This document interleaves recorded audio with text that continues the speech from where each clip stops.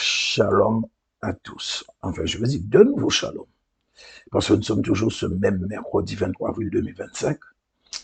Et cette fois, c'est un enseignement. Ce matin, c'était... Enfin, la première vidéo du jour, c'était une sorte de message, une confirmation par rapport à ce que je vous avais déjà posté. Et maintenant, cette fois, c'est un vrai enseignement. Et par conséquent, je vais souhaiter à tous, et particulièrement à ceux qui se sont récemment abonnés, ceux qui nous ont rejoints, la bienvenue sur la chaîne Jésus-Christ Révélation TV 7420, Édouard Vidocin. Et je vais prier. Merci Père pour ta parole. Accompagne tous ceux et celles qui sont réceptifs et réceptifs, qui ont un cœur bien disposé, qui veulent comprendre et connaître un peu plus ta parole, afin qu'ils puissent bien assimiler ce qui sera dit au nom de Jésus-Christ de Nazareth. Amen. Eh bien, nous n'allons pas perdre de temps, nous allons commencer. Alors aujourd'hui, je vais partager avec vous l'une des nombreuses stratégies du Satan qui a assez souvent marché. Il a essayé avec le Seigneur, mais malheureusement pour lui, ça n'a pas fonctionné. Il a été mis en échec. Mais combien de serviteurs, d'enfants de Dieu ou plutôt sont tombés avec cette arme euh, qu'il a utilisée contre le Seigneur. Le nombre est vraiment très, très considérable. Beaucoup ont été piégés par cette astuce qui en fait en réalité est une ruse du malin. Donc moi je qualifie ça de malignité, une stratégie qui fait partie de son panel. Donc comprenez par là package ou pactage, enfin tout ce que vous voulez quoi. Euh, on va dire de son épais dossier, donc des fichiers qui sont dans son épais dossier. Et c'est vrai que quand il utilise quelque chose contre le chrétien et que ça marche, il l'utilise régulièrement. Il va en abuser jusqu'à ce que le chrétien soit tombe ou comprenne, ou encore réagisse. Voilà, c'est ça.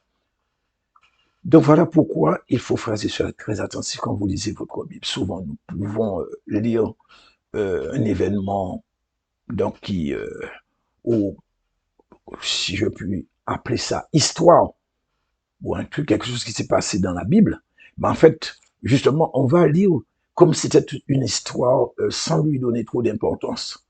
Et le problème, c'est que nous ne nous concentrons pas assez sur certains événements qui se sont déroulés dans la Bible. C'est comme si on voulait les prioriser ou les qualifier. Donc, on va donner à celui-là un petit peu plus d'importance, à celui-là un petit peu moins, etc. Et ça, c'est un piège. Parce que ces choses sont là justement pour nous servir d'avertissement, comme c'est écrit d'ailleurs dans la Bible, hein, et surtout d'exemple, comme ça a été le cas pour le Seigneur. Et donc, ça nous aide à comprendre les stratégies du malin de l'ennemi. Et dans les temps que nous sommes en ce moment, il va l'utiliser encore et encore, parce que, frères et sœurs, ça marche. Mais si nous appuyons sur le Seigneur, si nous nous remettons entièrement au Saint-Esprit, si nous lisons notre Bible, eh bien c'est sûr que ces stratégies ne vont pas véritablement nous impacter. Et donc nous irons voir une situation dans la Bible que vous connaissez tous, sans exception. Je sais que tout le monde, vous connaissez cette situation. Et vous comprendrez que l'ennemi ne recule devant rien pour arriver à ses fins. Mais surtout, nous devons garder certains principes énoncés dans la Bible, parce que au moins ça va nous éviter certains tracas. En tout cas, des tracas qu'on aurait pu s'empêcher, ou plutôt s'en passer, je vais dire. Alors, il s'agit de Matthieu, donc Matthieu chapitre 4, des versets 1 à 11. Donc, il y a une bonne petite quantité de versets à lire. Hein. Alors, verset 1 nous dit, alors Jésus fut emmené par l'Esprit dans le désert pour être tenté par le diable. Euh, oui, je reprends. Alors, verset 1, alors Jésus fut emmené par l'Esprit dans le désert pour être tenté par le diable. Verset 2, après avoir jeûné 40 jours et 40 nuits, il eut faim. Verset 3, le tentateur s'étant approché, lui dit, si tu es fils de Dieu, ordonne que ces pierres deviennent des pains. Verset 4, Jésus répondit, il est écrit, l'homme ne vivra pas de pain seulement, mais de toute parole qui sort de la bouche de Dieu. Verset 5, le diable le transporta dans la ville sainte, le plaça sur le haut du temple. Verset 6, et lui dit, si tu es fils de Dieu, jette-toi en bas, car il est écrit, donnera des ordres à ses anges à ton sujet, et ils te porteront sous les mains, de peur que ton pied ne heurte contre une pierre. Verset 7, Jésus lui dit, il est aussi écrit, tu ne tenteras point le Seigneur ton Dieu. Verset 8, le diable le transporta encore sur une montagne très élevée, lui montra tous les royaumes du monde et leur gloire. Verset 9, il lui dit, je te donnerai toutes ces choses si tu te prosternes et m'adores. Verset 10, Jésus lui dit, retire-toi, Satan, car il est écrit, tu adoreras le Seigneur ton Dieu et tu le serviras lui seul. Verset 11, alors le diable le laissa, et voici des anges viennent auprès de Jésus et le servaient. Parole du Seigneur. Donc vous voyez, je vous ai dit que c'est quelque chose que vous connaissez. Et dans ce que je viens de lire, on nous dit que le Seigneur fut amené par l'Esprit dans le désert, mais dans un but bien précis, pour être tenté. Mais nous savons, pour la plupart, en tout cas, et je vous l'ai dit, et nous connaissons déjà l'issue finale, il a échoué lamentablement, à essayer de tenter le Seigneur, ceci même après un jeûne de 40 jours, parce qu'il savait quand et où frapper. Donc il a attendu patiemment le moment favorable, et c'est exactement ce qu'il a fait ici. Il ne frappa par la tentation, là où ça faisait mal. Alors comprenez, 40 jours après, le Seigneur a faim, quel moment plus favorable que celui-là. Mais ce que je viens de vous dire, comme je vous l'ai dit, vous le saviez déjà. Puisque, bon, en général, quand on parle de ce qui s'est passé justement au désert entre le Seigneur et le Satan, c'est vrai qu'on fait toujours ressortir le moment de sa tentation, ou que le diable connaissait très bien la Bible, ou encore que les royaumes terrestres sont à lui, que nous devons connaître la parole pour résister au Satan. Mais il y a un autre point, pas moins important, dont on ne nous parle pas dans ce qui s'est passé ici. C'est quelque chose de plus subtil, de plus fin. Une de ces nombreuses stratégies qui fait encore plus de ravages que ce que montre ce moment de tentation. Et c'est cela que je veux vous faire découvrir. Ce côté caché qui, pour ma part, est encore plus sombre et toujours plus malicieux de sa part, ainsi, vous serez un peu plus réactif, non seulement quand vous lirez votre Bible, mais je pense que ça vous permettra aussi, quand il essaiera de vous piéger, sentir, si je puis m'exprimer ainsi, que forcément, il ne va pas renoncer à uniquement ce qu'on pourrait déceler, ce qu'on peut voir au premier abord. Mais qu'en général, il a toujours plusieurs trous dans son sac ou plusieurs cordes à son arc, comme on dit dans le langage courant. Alors, on nous dit au verset 3, le tentateur s'étant approché lui dit, si tu es fils de Dieu, ordonne que ces pierres deviennent des pains. Et c'est pertinemment que c'est le fils de Dieu. Mais il essaie dans un premier temps de le jauger par rapport à son appartenance parce qu'il sait très bien ce que le Seigneur représente. Par contre, et moi ça je le crois fortement, enfin en tout cas je le crois, il ne sait pas si ce qu'il va tenter, si ça va fonctionner ou pas. Mais en fait, finalement, ça ne coûte rien d'essayer. Et comme nous le savons, ça n'a pas marché. Nous voyons qu'il a reçu une réponse appropriée qui a anéanti sa première charge, et cette réponse est sortie directement des Écritures. Le tentateur utilise la Bible, et le Seigneur aussi utilise la Bible pour le contrer ou pour répondre à ses arguments. Mais il ne s'avoue pas vaincu pour autant. Et qu'est-ce qu'il va faire? Eh bien, il va récidiver. Il va revenir à la charge. On nous dit au verset 5. Le diable le transporta dans la ville sainte, le plaça sous le haut du temple et lui dit, si tu es fils de Dieu, jette-toi en bas. Car il est écrit, il donnera des ordres à ses anges à ton sujet et te porteront sous la main de peur que ton pied ne heurte contre une pierre. Alors, de nouveau, dans cette deuxième tentative, il va continuer à utiliser la Bible pour arriver à ses fins. Et encore, le Seigneur aussi va utiliser la parole pour répondre. Et on va dire re-échec pour lui. Or, nous savons tous qu'à cause de son orgueil démesuré, il ne supporte pas l'échec. Le diable, il n'aime pas l'échec. Il n'aime pas qu'on lui tienne tête. Il n'aime pas ça du tout. Alors, qu'est-ce qu'il va faire? Eh bien, il va pour une troisième tentative. Verset 8, on nous dit, le diable transportant encore sur une montagne très élevée lui montrera tous les royaumes du monde et leur gloire. Verset 9, il lui dit, je te donnerai toutes ces choses si tu te prosternes et m'adores. Verset 10, Jésus lui dit, retire-toi, Satan, car il est écrit, tu adoreras le Seigneur ton Dieu et tu le serviras lui seul. Verset 11, alors le diable laissa. Là, on peut voir que le diable va placer la barre cette fois très haut. beaucoup plus haute que la première fois, je dirais même à l'extrême. Si tu te prosternes et m'adores, lui dit-il, nous pouvons voir qu'il a été à l'extrême, vraiment à l'extrême même, dans cette dernière tentative. Le diable sait pertinemment, il sait très bien que à seul Dieu revient l'adoration. Alors qu'est-ce qu'il va faire? Il va lui montrer tous les royaumes du monde dans un premier temps. Donc, pour avoir dans un deuxième temps un acte d'adoration de la part du Seigneur. Alors, nous pouvons voir quand même que dès le départ que le diable, il est parti sur le mensonge. Quand il lui a dit, si tu es fils de Dieu, il le savait très bien, puisque dans cette dernière tentative, il va proposer au Seigneur tous les royaumes du monde. Et je pense que le diable ne pourrait proposer à un homme simple tous les royaumes du monde. Pardon. Il ne pourrait pas faire ça. Ce n'est tout simplement pas possible. Pour proposer autant, c'est qu'il connaissait qui était Jésus. Et donc, c'est pour ça que je dis que depuis le début, il savait déjà. Mais en père du mensonge qu'il est, eh bien, on va dire que bien essayé, mais ça a échoué encore. Mais dans tout ça, quand même, nous continuons à voir les réponses du Seigneur qui sont toujours basées sur la Bible et toujours tranchantes comme une épée à deux tranchants. Ça aussi, c'est écrit dans la Bible. Donc, la parole est lancée par le Satan et le Seigneur réplique également avec la parole.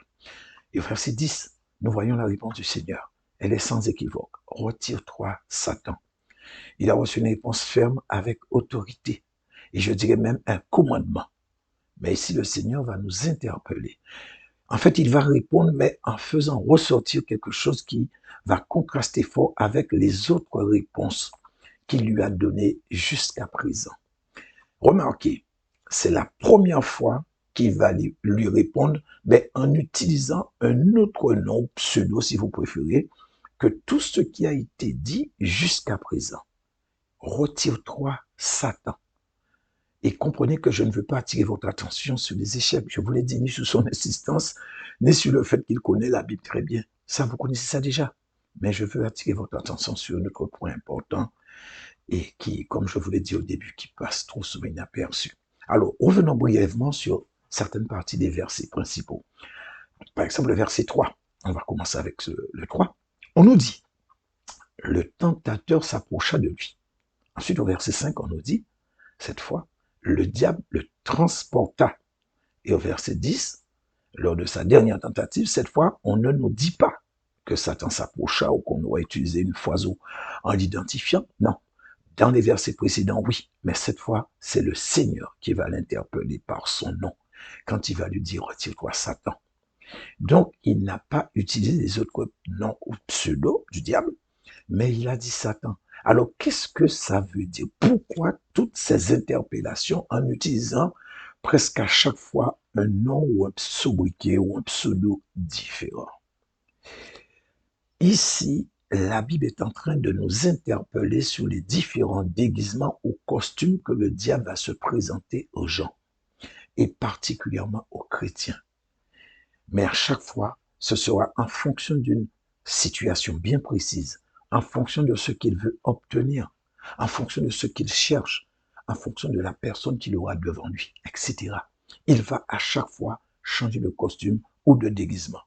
Vous comprenez maintenant pourquoi j'ai mis des costumes en image de couverture, ce qui va représenter ces différents aspects pour piéger le chrétien et même les gens du monde. Donc, s'il arrive à piéger le chrétien, c'est pas les gens du monde qui ne pourront pas piéger. Je me demande s'il a même pas besoin de changer de costume. Donc, on va dire que ça, c'est plutôt pour le chrétien, c'est destiné. Et en fait, nous allons revenir un peu sur le verset 3. Vous voyez, on nous le présente pour la première fois sous le sobriquet ou pseudo du tentateur. Alors, c'est vrai que c'est un terme qui est rarement utilisé. On ne le voit pas. Hein. Dans la Bible, je ne sais pas si ça a été utilisé 2-3 fois, mais c'est extrêmement rare ce truc-là, ça. Donc, enfin, en tout cas, ça a été utilisé. Et je peux vous dire que ce n'est pas pour rien.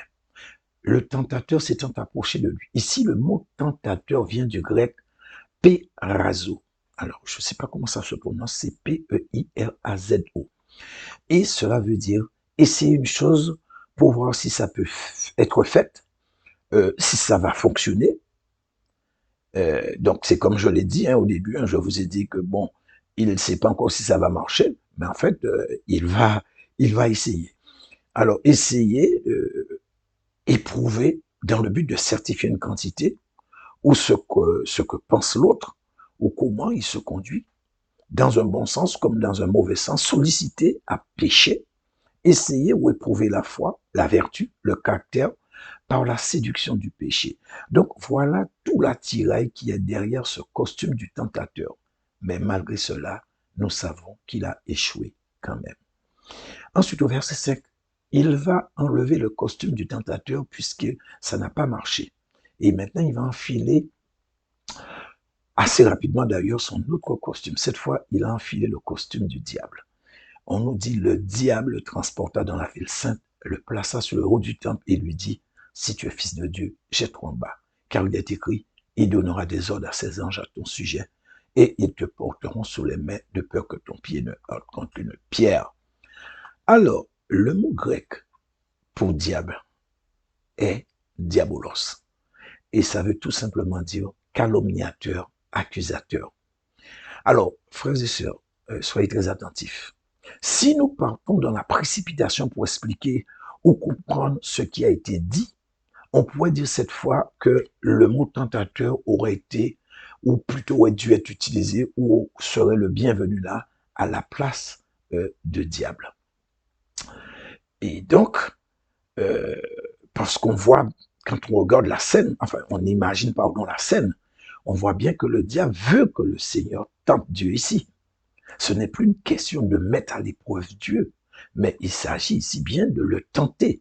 En fait, il lui demande de se suicider. Pour moi, c'est comme ça que je le comprends. En quelque sorte, quoi. Jette-toi en bas. Et pourtant, on nous dit que c'est sous le pseudo du diable. Donc, sous le costume de l'accusateur, du calomniateur. Voilà ce qu'on a utilisé. Donc, à première vue, c'est vrai que on pourrait dire que non, ça ne colle pas du tout. Et moi, je ne vais pas vous cacher, c'est vrai que je me suis buté sur ça plusieurs fois. Je me suis dit non, mais il y a un problème. C'est là, normalement, c'est là le tentateur, pas le diable. Alors j'ai médité pour comprendre et quand j'ai analysé, je me suis rendu compte que c'était assez fin de la part du diable. Bien essayé. Il ne tente pas le Seigneur ici comme ça pour laisser croire. Là, il est en train véritablement de, euh, de l'accuser. Et en fait, c'est comme si il lui disait, ben attends, mais comment ça, tu ne fais pas confiance à ton Dieu? Tu doutes de lui. Normalement, si tu as confiance en lui, tu peux te jeter en bas sans souci, sans problème. Ça, c'est pas un problème. Et ton Dieu accomplira ce qui est écrit dans sa parole. Ici, il est en train d'accuser le Seigneur de manquer de foi, de ne pas avoir confiance en Dieu. Il est en train de dire que le Seigneur est faible dans sa foi. Et dans tout ça, nous ne pouvons constater qu'il a le bon costume pour cette scène, le costume de l'accusateur. C'est exactement ce qu'il fallait enfiler et non celui du tentateur. Donc vous avez vu la finesse de sa stratégie. Voilà pourquoi on nous a dit ici qu'il est le diable et non le tentateur. Vous voyez comment il met l'artillerie l'odeur et surtout comment il est fin stratège quand il le faut. D'où l'importance de ne pas sous-estimer l'accusateur, le calomniateur. On va continuer. Le verset 8, on nous dit, le diable le transporta encore sur une montagne très élevée, lui montra tous les royaumes du monde et leur gloire, et lui dit, je te donnerai toutes ces choses si tu te prosternes et m'adores. Donc ça c'était le verset 9. Le verset 10, Jésus dit, retire-toi, Satan, car il est écrit, tu adoreras le Seigneur ton Dieu, et tu le serviras lui seul. Ok. Alors voyez cette fois, on nous dit que le diable le transporta. Donc, il a fait croire qu'il avait gardé son costume de diable. Mais le Seigneur va le déshabiller et va faire ressurgir le costume sous lequel il essaie de se dissimuler. Retire-toi, Satan. Le Satan voulait défier Dieu en réclamant, demandant à son fils ce qui revient à Dieu seul, l'adoration. Il lui fallait son vrai costume, celui du Satan. Son nom en grec, ou plutôt Satan en grec, est Satanas. Et en fait, ça veut dire l'adversaire, celui qui combat, qui affronte, qui va au combat et qui ne se cache plus. On voit très bien qu'au début, il a essayé par tous les moyens de se dissimuler en utilisant d'autres déguisements, d'autres costumes. Mais à la fin, pour confirmer la définition du mot grec, Satanas, qui veut dire l'adversaire, celui qui combat, qui affronte, qui va au combat, comme je vous ai dit tout à l'heure, celui qui ne se cache plus, et bien comme toutes ces stratégies n'ont pas marché, c'est le Seigneur qui va lui montrer que c'était peine perdue toute sa comédie. Il est le Satan, l'adversaire de Dieu, par conséquent. Donc, par conséquent, c'est tout naturel qu'il soit aussi l'adversaire du Fils de Dieu. Donc, désormais, il n'est plus nécessaire d'utiliser tous ces artifices ou couvertures. Ce n'est plus la peine de se cacher en adversaire. Il est venu au combat, il est venu défier Dieu, lui arracher ce qu'il désire depuis le commencement. Parce que n'oubliez pas, et autant que je me souviens, je crois que c'est dans Ésaïe 14 qu'on nous relate ce qu'il pensait en lui. Je voudrais être comme Dieu. Je m'assieds sur la montagne sainte de Dieu. Et pour attendre qu'on vienne l'adorer. Frères et sœurs, voilà l'autre côté obscur de cette histoire. Ce qui est caché derrière, enfin on va dire également ce qui est caché dans cette aventure au désert entre le Seigneur et le Satan. Donc dans tout ça, nous avons vu que le Seigneur, il a résisté au tentateur. Il a mis en échec le diable et il a démasqué le Satan. Et il est sorti vainqueur de ce combat, repoussant sans cesse l'ennemi et toute sa tromperie uniquement avec la parole.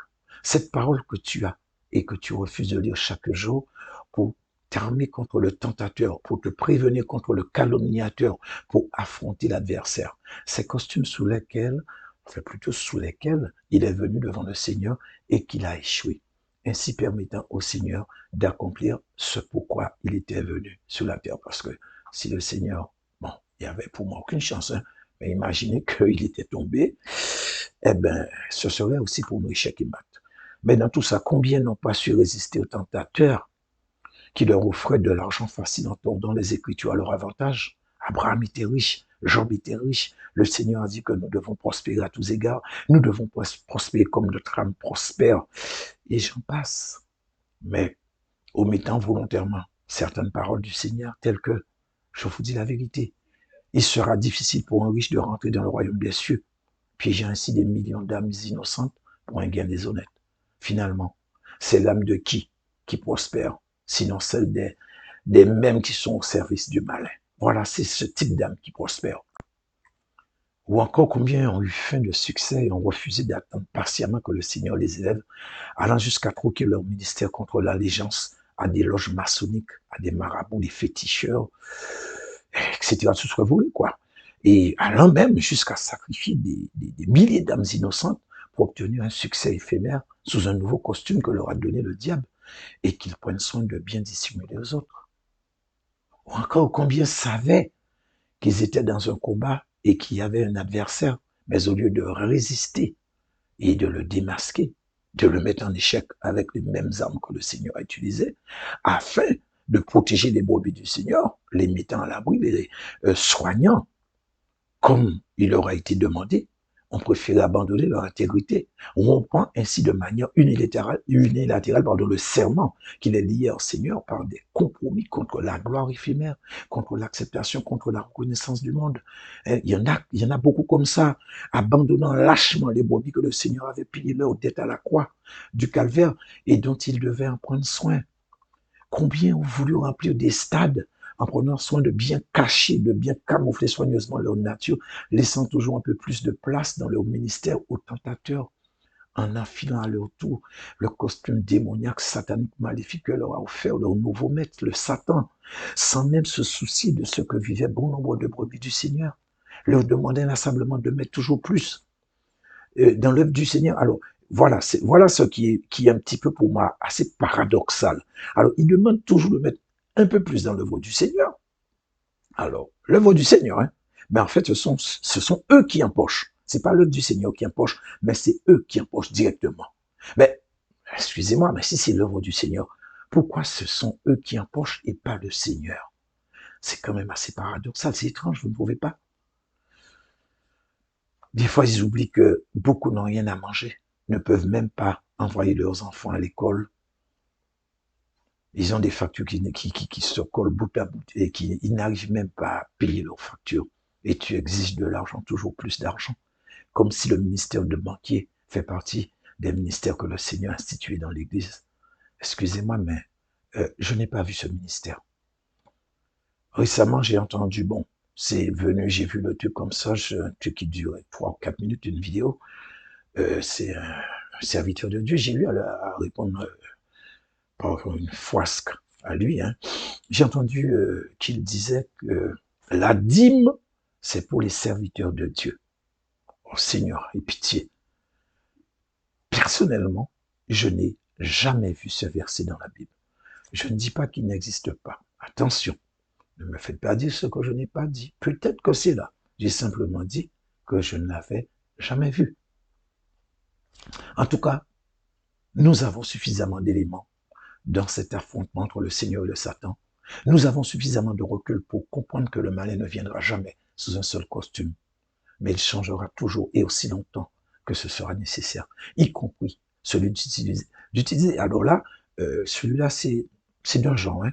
Je ne sais pas comment il faudrait appeler ça, c'est le costume du roi Babylone, mais ça, il va continuer à le faire et pour dresser les chrétiens les uns contre les autres, par la jalousie, les trahisons, la haine, le mensonge, l'hypocrisie, la rancune, le non-pardon, etc.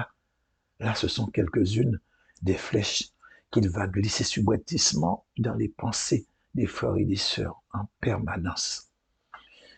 Mais moi, je vous dis, il faut faire comme le Seigneur. Utiliser la parole pour le mettre en échec, à défaut de compter sur ceux qui sont passés complètement à côté de leur vocation première. Lève-toi, mon frère. Lève-toi, ma sœur. Sois éclairé au nom puissant de Jésus-Christ de Nazareth. Et tu peux affronter l'ennemi. Donc, frères et sœurs, voilà ce que je voulais partager avec vous.